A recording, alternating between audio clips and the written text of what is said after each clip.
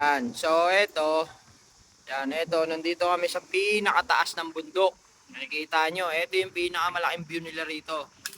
Dito sa Taypa, Macau. Yan. Ayan yung mga sikat na building nila.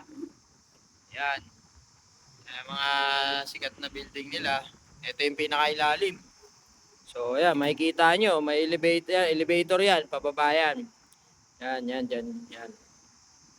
So, yun, nilakad namin yun. Yan, mula doon.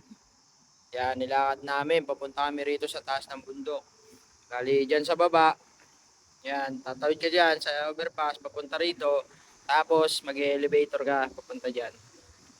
Yan. Nandito ka na sa pinakataas. So, ganito kaganda ang Macau. Napaka-tourist spot talaga siyang masasabi. Diba? Yan ang tinatawag nila na Little Las Vegas, ika nga. Pero dun pa sa Lisboa, mas maganda rin dun, sa San Malo. Ito, sa bundok to, sa taas kami. Yan.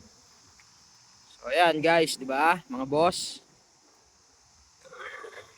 Napakaganda ng kanilang tourist spot na sinasabi. Ayan o, nakikita nyo, di ba?